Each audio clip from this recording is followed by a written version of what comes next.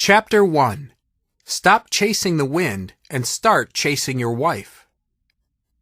When I was little, like most boys, I wanted to be a superhero. Specifically, I wanted to be Batman. He had cool gadgets and was a great fighter. When I became a hormone-filled preteen, I switched to wanting to be the Invisible Man, for obvious reasons. As I grew out of my superhero phase, my dream evolved into being a professional athlete. Week after week, I devoured Sports Illustrated with anticipation of what I wanted my life to look like. I was inspired by men breaking tackles, sinking three-pointers at the buzzer, hitting walk-off home runs with the crowds going wild, and I imagined myself achieving similar greatness one day. As I hit late adolescence, my athletic dream began to fade. I discovered that to become a professional athlete required that I actually be good at something. Even if I had been blessed with above-average athletic ability, I heard there was something involved in sports called practice. Just thinking about having to practice made me uncomfortable, triggering a love for Twinkies, which I became very proficient at consuming. So needless to say, I let go of that dream of being Sports Illustrated Athlete of the Year. But the dream of greatness never left. I still wanted it, though I was not sure what path to greatness I wanted to chase. When I got married, I thought I might pursue greatness in the bedroom. But after 30-plus years of marriage, my wife Kathy still has not given me a trophy. But I haven't given up. Men inherently possess a desire for greatness. I'm guessing that when you were a boy, you never said, "I'm going to strive for mediocrity with the hope of never achieving anything." Yet somewhere along the way, your dreams for greatness crossed the intersection of reality and life hit you broadside. It's not that you gave up the hope of greatness. It's just that life got in the way. Responsibilities, pain, disappointment, careers, relationships that required work or didn't work at all. Unreasonable and unmet expectations, marriage, children, you name it. Here's the sad truth.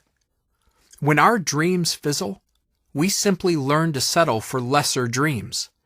In fact, many of us settle for the crap that the culture has sold us about what men are supposed to be like. We are supposed to chase things, and we took the bait, hook, line, and sinker. For men, it turns out that the object of the chase is not the important thing. In fact, it's secondary. We can chase prestigious careers, piles of money, positions with esteem, accolades from corporate headquarters, power to control others, women to conquer, whatever. It is the act of chasing that is important. But every man who has ever done the chase thing knows that even if we catch whatever it is we're chasing, the chase is never over. There is always something else to chase. The sadder truth is, it is never enough for men to chase after something. We want people, especially other men, to know that we have chased, captured, and won something along the way. This is why guys love trophies. It's interesting that an often heard phrase is, "That's his trophy wife." You never hear, "That's her trophy husband." Why? Everyone knows women did not invent trophies. Guys did. Women invented other things, scrapbooking, Tupperware, and yeast infections. Not trophies. We are surrounded by this stereotypical, culturally correct man. He loves the chase. He works hard. He's strong. He has his pride. He conquers. He advances. He gets his way. He does what he wants. And when he drinks beer, he drinks Dos Equis. Our culture paints the picture of a man's man who is driven by thoughts of, "I've got to close another deal. I've got to sign another contract. I've got to buy more property. I've got to refi another loan. I've got to land another bid. I've got to get ahead of him. I've got to get that promotion. I want what he has. I've got to say yes more. I've got to say yes to the chase." It appears that a man's drive for the chase goes back thousands of years. The Old Testament book of Ecclesiastes was written by one of the most successful and prosperous men to ever live, the wisest of them all, King Solomon. Solomon appeared to have it all. In his 40-year reign over Israel, he spearheaded massive building projects, including the first temple in Jerusalem. He collected thousands of horses and chariots. He amassed great wealth and treasure. He was very much into the ladies, having 700 wives and 300 concubines. Seriously? He needed 1,000 different women? I would hate to see his visa bill after Hanukkah. Solomon was a master of the chase. Yet reflecting upon all he had accomplished, he wrote, "But as I looked at everything I had worked so hard to accomplish, it was all so meaningless, like chasing the wind." Ecclesiastes 2, verse 11. Sadly, we have bought into the cultural construct of manhood. We are addicted to the chase. We are busy, and our busyness validates our sense of importance. Yet we, like Solomon before us, are chasing the wind. We are too busy to notice that the chase is killing our souls, wounding our wives, and destroying our marriages. Some of you listening to these pages are having an affair. Maybe not with a woman, but with the chase. Your work is the object of your affection. Your phone is your mistress, and your laptop is your lover. The wind is getting your best efforts. When your wife carefully raises a caution flag about your busyness and lack of margin in life, you become defensive and blame her with a clever sentence like, "I've got to do all this so you can live the life you want to live." Really? Your wife may appreciate the lifestyle your chase can provide, but she likely would give it up in a heartbeat to have more of you in her life. She does not want your presence. She wants your presence. Whenever I speak to women's groups, I hear them loud and clear that our chase is not their chase. I'd rather have him make less money and be around more. He's so engaged with work that he's not engaged at home. I used to think he did this for the family, but in the end, it's more about his ego. Guys, you are driven to provide for the needs of your family. This is the grain of truth, the God-given wiring, and the sacred cog of the chase. But many of us have managed to bury the truth under layers of self-interest and self-fulfillment until the truth has been lost. The point of the chase has become the chase itself. I'm not suggesting that you shouldn't work hard, but I am suggesting that if you are defining your value by the chase, by your ambition, your work, and your achievement, then you are simply chasing after the wind, and ultimately it's meaningless. Busyness has become today's new status symbol. We treat it as a badge of honor. Conversations like this happen every day. "Hey, how you doing? Staying busy?" "Oh, I'm slammed. You?" "Yep, totally in over my head." "Yeah, me too. Can't believe the season we're in right now at work." "Oh, I hear you. Who needs sleep?" "Oh, glad to hear you're doing well." Yeah, you too. Congratulations." I'm sorry, but that type of interaction borders on insane. Now, I don't want to give the impression that I'm never busy. In fact, struggling with busyness is an ongoing challenge for me. But I'm no longer impressed with my own busyness or that of others. What I've learned in my own life and in my observation of others is that busyness is usually a sign of brokenness. So when a guy tells me about how busy he is, it's usually a sign that something is broken within, either relationally, emotionally, spiritually, or a combination of the three. Here's the point. There is a price to pay for busyness, and it's usually very expensive. The busyness you experience in pursuit of the chase is an arch-enemy of being your woman's hero. The chase robs you of depth in your relationships, particularly your relationship with the most important human being in your life, your wife. When you are addicted to the chase, you have no time for building or maintaining depth in your marriage.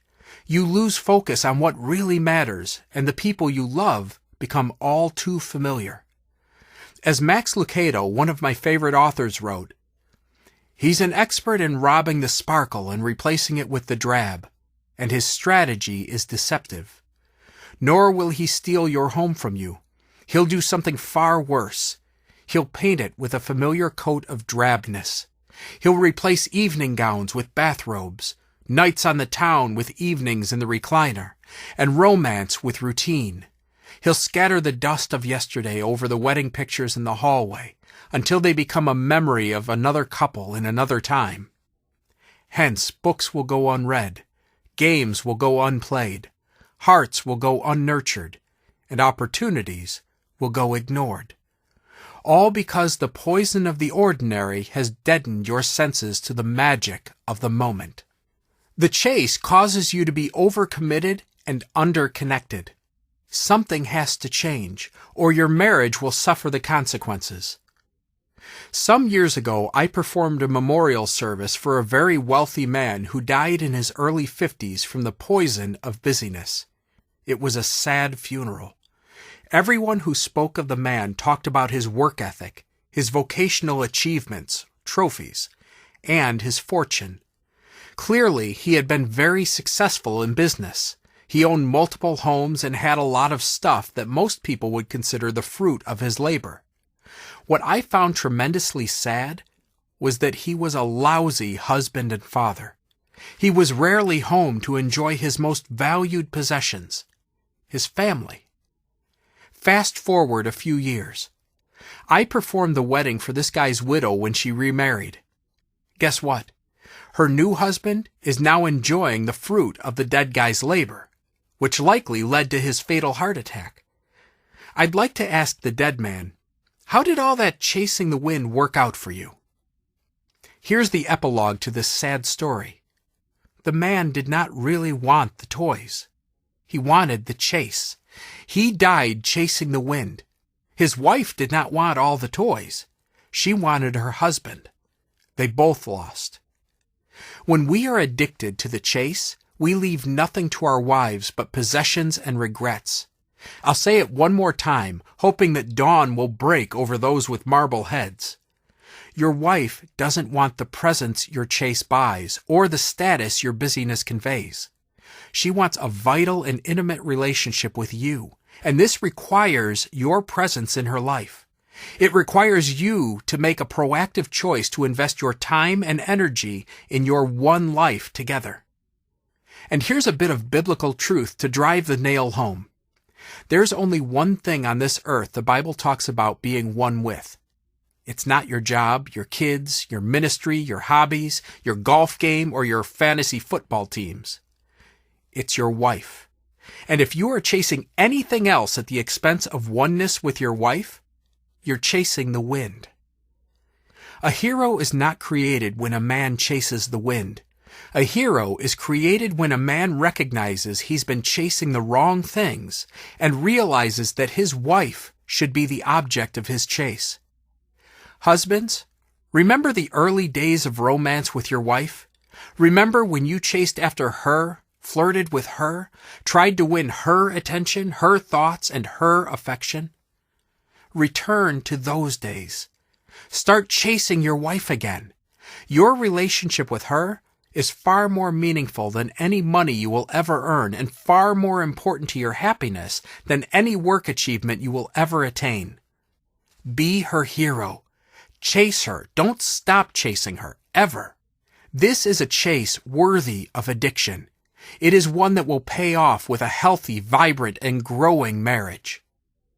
In many ways, this book is a Chase Your Wife manual. After the next chapter, which is about sex, I lay out proven principles for keeping your marriage constantly exciting. Yes, that means finding secrets to more and better sex. Without the glue of physical and emotional intimacy on a regular basis, yes, I said emotional intimacy, and you'll soon discover why, no marriage has a chance. For sure, prayer, Bible reading, and serving together are fantastic and needed, but if they are not combined with the glue of intimacy, you may end up as an intact couple, not an intimate one. I know you. You don't want to settle for intact. These 7 secrets, that start in chapter 3, to becoming one with your wife, to not sucking as a husband, to being her hero in every way imaginable, are nearly everything I know about never settling for intact and not letting her settle. While few men will be able to do all of them at once, over the course of several months or years with God's help, a willing wife, and a little effort, it'll be one of the hardest challenges you've ever taken in your life. You will have what you signed up for when you said, I do. Why? You finally will be doing what you said you would do when you said, I do, even though you had no idea you would actually need to do what needed doing. Got it? Never mind. Let's get to chapter 2 and talk about sex.